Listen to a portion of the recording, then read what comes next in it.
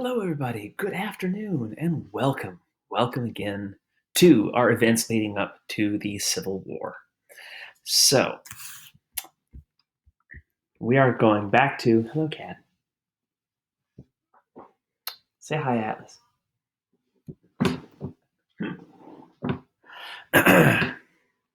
We are going to be reviewing John Brown's raid and the election of 1860.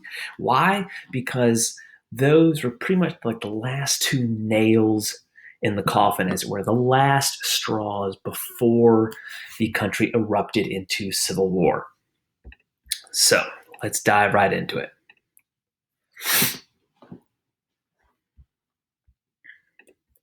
So, John Brown's raid, the federal troops obviously defeated the revolt. His grand plan of stealing federal weapons, giving them to slaves, inciting this massive slave uprising throughout the Southeast, Virginia, North Carolina, South Carolina, this grand dream was defeated by General Robert E. Lee.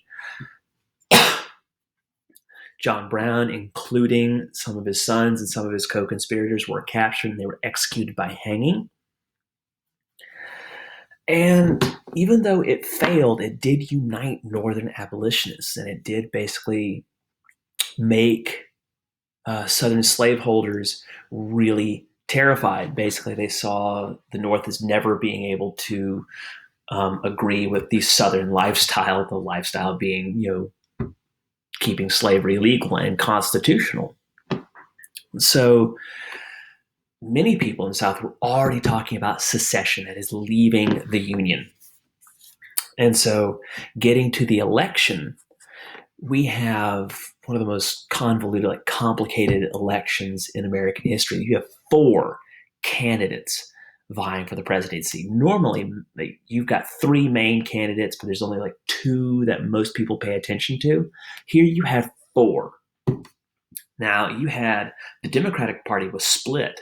The Northern Democrats nominated Stephen Douglas for the presidency. He was going to enforce the Fugitive Slave Act, so slave owners could go above, the state of Maryland and find captured slaves.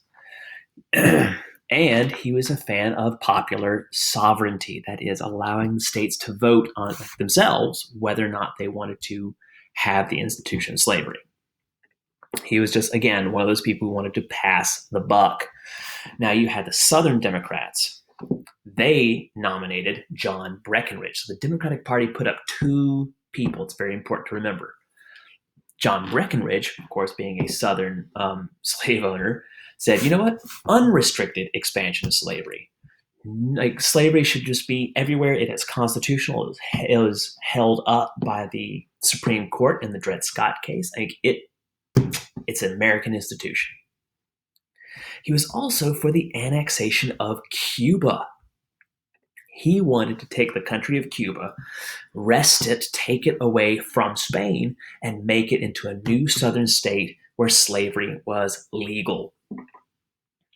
And it was very close to happening, actually, in American history. We had a war with Spain, and we almost made Cuba a state. Just think about how that would have changed so many things for American history if that had happened.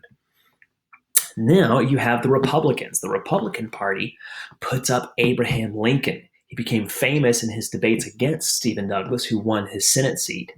But he was running for the Republican Party. And the Republicans wanted no expansion of slavery. They said, hey, keep slavery where it is already, but we're not going to expand it. And he wanted to have protective tariffs to protect northern manufacturing. And he wanted to have internal improvements, bridges, roads, connect the country. Not all that, bad in and of itself. And then finally, you have John Bell of the Constitutional Union Party. He didn't even address the issue of slavery. He just wanted to keep the Union together. Noble, right? But they didn't even address the issue of slavery, and that was his biggest downfall. Obviously, why he didn't win the election, because you've got to bring up that elephant in the room, as it were. All right. So we'll continue this in the next video. Stay tuned.